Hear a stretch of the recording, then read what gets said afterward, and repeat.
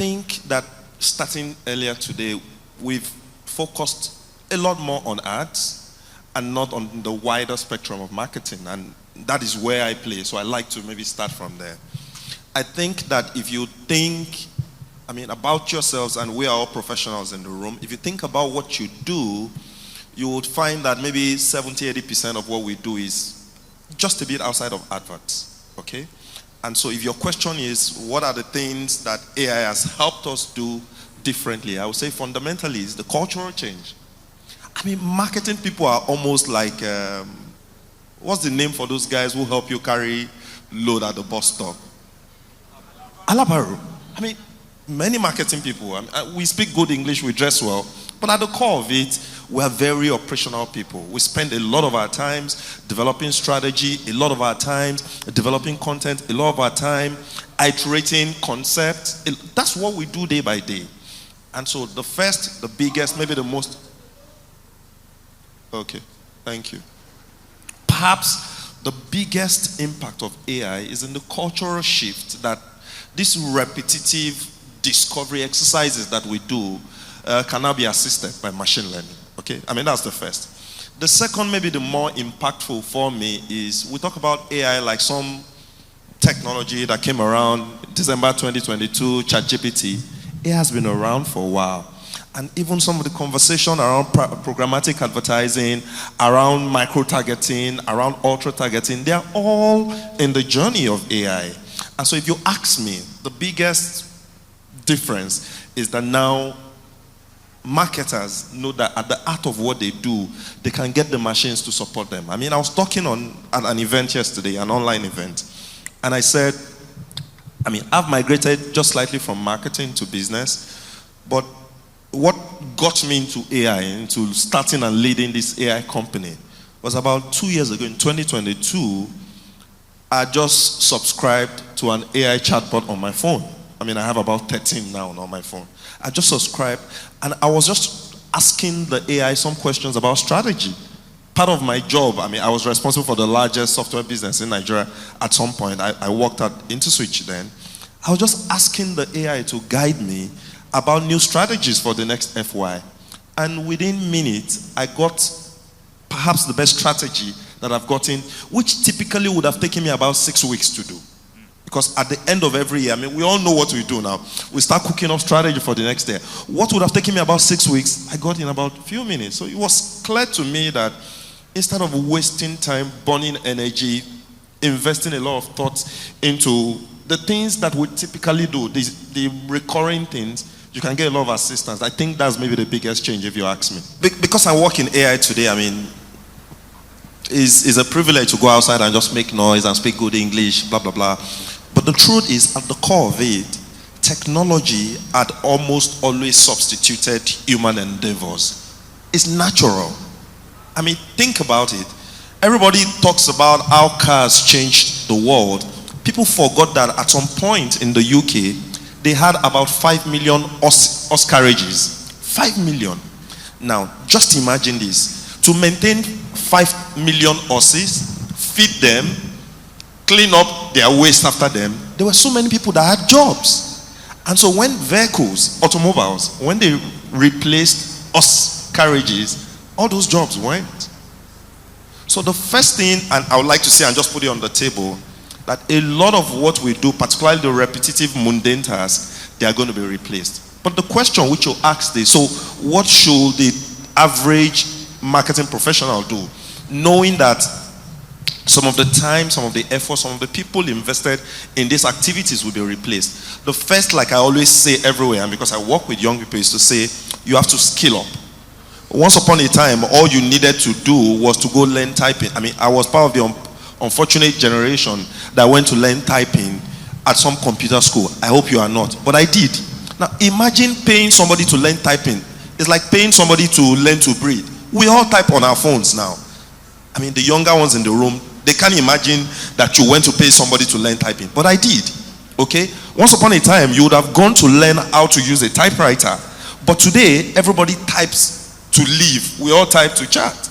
And so what would happen at some point is that AI is not going to be a technology. We're not going to have a segment for AI. I mean, it's already here. It sounds very fake that we're having conversation around AI because AI is a technology. Think about it. I mean, once upon a time, ChatGPT was buzzy. You can't be talking about ChatGPT because all your kids use it. It's now on Google. It's now on all your applications. And so it's going to become so commonplace that it becomes a commodity. Nobody talks about you having a phone. Once upon a time, there were GSM events many years ago. Nobody talks about GSM now because even the dumbest guys have one. And so I think that the solution ultimately is that the marketing professional upskills. My final thought on this is this. The smartest technology is still dumb. Without human input, without human oversight, technology doesn't do anything by itself. In fact, in technology, we call technology a tool, an enabler. So technology can only enable a skilled person. So as long as you continue to skill up, and I'm not just talking about AI, as long as you continue to ramp up your capabilities, AI will always be there and other technologies will always be there to assist you in your profession. I authored a book in 2021. I wrote the outline of the book on the 31st of December 2018. And it took me about 2.5 years to write the book. The first year, I wrote the first 6 chapters. The next year, during COVID, there was not a lot of time, so I recruited someone and I had to voice record my thoughts so that he transcribes. Okay? Now I'm writing another book and I'm co-writing with AI, strictly. I'm writing a book about AI in software development. I'm co-writing with AI. Oh, I have an assistant who works with me. But what we do is we sit down, we generate the prompt, we look at what is written, we review, I tell him go back to AI. I'm co-writing. And so what you will find is that the guy who can upskill, like you said, or reskill, is the one who continues to increase in value. So my assistant who works with me now is able to take 3 or 4 of such jobs. Yesterday I just approved for somebody to recruit him and use him and pay him in dollars because he doesn't need to sit with me and write. We are co-writing with AI.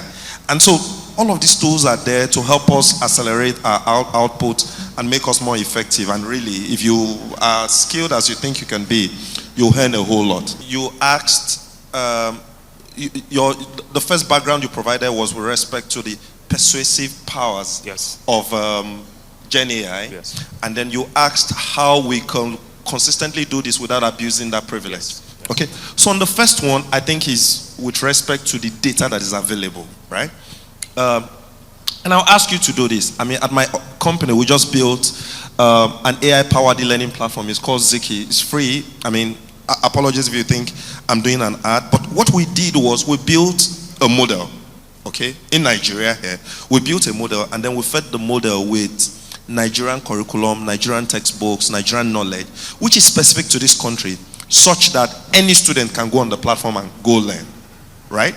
Now, that's the first thing we did. We launched it. It's out in the market now. We just started rolling it out a few weeks ago. It's gotten excited, but we realized that if you go on the platform today, and I can tell you guys what I tell everyone, if you go on the platform today, if your child is in GSS2 and want to learn a particular topic under integrated science, for example, it's not easy to find. So what did we do? We gather another 20 Nigerian teachers, decide to pay them because we want them to generate additional data sets that will make our AI more intelligent. What I've explained is that no matter how smart the technology is, if you don't feed it with data or intelligence, it cannot do anything. It can't. And so technology is as smart as you make it be. So if you want to see how persuasive technology can be, look out for that technology that's been fed enough personalized info. And so for marketers in particular, it is the organization or the marketing department that has sufficient intelligent personalized data of their product and services that can feed that into AI for AI to persuade anything. If not, we'll just be dreaming. That's fundamental. If you don't consistently, continuously generate intelligent data. I talked about this at the marketing forum some years ago. Imagine the place, the restaurant. The only thing that happens at the restaurant is you go to the till, order for a meal and pay. There's not a lot of perception paid to the profile of the customer. When is the typical day that the customer comes? How much does the average customer spend? There's not a lot of personalized intelligence. And so if as a restaurant, the only thing you know is that you are collecting payment from people who come to buy, how do you offer them personalized services? How do you know when they buy? How do you know what they typically buy? How do you know what influences them to buy? So, I mean, all this talk about AI, nothing will change if we don't change culturally, number one. Number two is you talked about ethical use of AI. Think about it. How did we come around ethical use of motor vehicles? I mean, yes, we started building cars, then we applied brakes. And then not just brake, we applied handbrakes. But for people to ethically use cars, first there was regulation. That's why they said, oh, these are school areas. You should not run beyond 80 kilometers per hour. I mean, we just fixed the third mainland, and the state government said nobody should drive more than 80. I mean, some of us do, but hey, nobody should. So the first thing is, if you want any ethical practice, you have to define that by laws. And then not just by laws, you have to define that by enforcement. And not just by enforcement, you need to have industry groups come around and self-watch, self-regulate. So we're not going to get to a world where AI is ethically used if we're not intentional about putting in the fundamental structures that keeps us in line. That's what I think. I think we're there already. I mean, guys, I'm sorry. I met my wife online. This is 12 years ago. Okay? I mean, online, on BlackBerry. And, I mean, have you noticed that on YouTube, there's actually no unlike? I mean, if you click on like or down button, you're not going to see the count.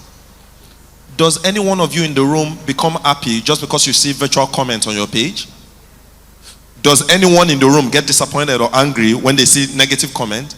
We're in that world already where our happiness and joy is defined by virtual friend. My son gets home, gets on his tab or gets on TV. He has friends that he will never see. Many of them don't exist. We're in that place now where our world, a critical part of our world, is shaped by these virtual influences, and we can't run from it anymore. In fact, we're so infused. COVID was the shock to our senses that if you couldn't meet with people, life will continue. That's what COVID did. COVID proved to us that there's a life without interactions. So what I'll say is, I completely agree with respect to the genuineness of human interaction. I mean, we're made for that. But what we've seen with COVID is that if life stopped us from going out, we'll still have some decent life out there. And so what you need to do is, or what we need to know as marketing people is, if we know that this is inevitable, how do we make the most of it? Because it is at this point inevitable. My last thought, about 12 years ago, I mean, we're planning for a wedding, and somebody asked me, what kind of wedding would you like? I said, no, I don't want people at my wedding.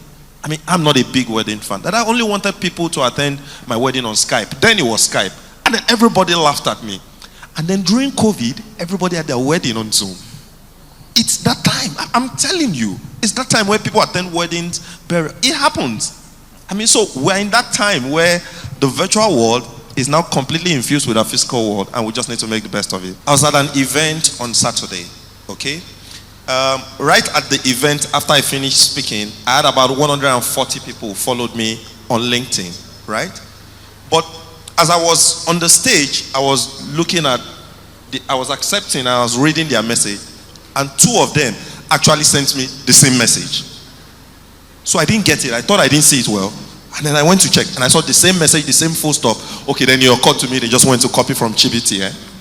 So in a world of automation, we are desperate for personalization. We are desperate for meaning. And so, let me answer your own question first before I go to him. You know, everybody thinks that AI is supposed to suspend our intelligence. If you remember 30 years ago, that's how they told us we should be solving maths without calculator. Your head, you should use your head now. And then they will even tell us in the exam, oh, don't use four-figure table. But we have seen that it's just suffering. It's just sufferment. If you want to figure out life with your head alone, you are just going to waste time. So the first thing is that AI and technology is a complement. Okay? It's never going to replace you. And if you left it to it, just look at those contents, those characters, those inputs created without a lot of human personalization. They're devoid of a soul. I think you're the one that mentioned it. And so the best, the most fundamental thing you can do to create genuineness and authenticity is still to apply yourself. I will end, because this is just question and answer, with something I wrote in my book. It happened to me as a 9-year-old kid while I was in secondary school. I mean, look at what I look like in my 40s. Can you imagine what I looked like as a 9-year-old? I was in a military school up north, and the only thing I could do as a young kid was that I realized, oh, even though I was young and silly, I could be selling love letters as a 9-year-old. But something got my attention. Unlike every other person who wrote love letters then in 80s and 90s, I realized then that my letters were more genuine, because if you wanted me to write a letter to a girl that you were attracted to, I'll call you and say, oh, the girl is in which house? What check was she wearing? What kind of hair does she make? And so when I'm writing your letter for you, I'll say, oh, babe, when I saw you at the ball yesterday in your green check wearing your sandal, just personalizing the letter made my letters more effective, and I could sell them at a premium that my other writers couldn't. So it is clear that the more we personalize, the more we impute our substance, the more we allow the things we create with AI to reflect our uniqueness and genuineness, that is the only time we'll connect. I mean, I'm leading some prayer meeting tomorrow. I generated my prayer point from AI. And after generating it, I sat down. I'm not kidding you. Prayer, I'm leading it tomorrow morning. Virtually everything that I do, prayer point, I'm going to be leading tomorrow. I've generated from AI. Then immediately after I generated, I now stood and said, okay, Holy Spirit, how do we do this? That's the way.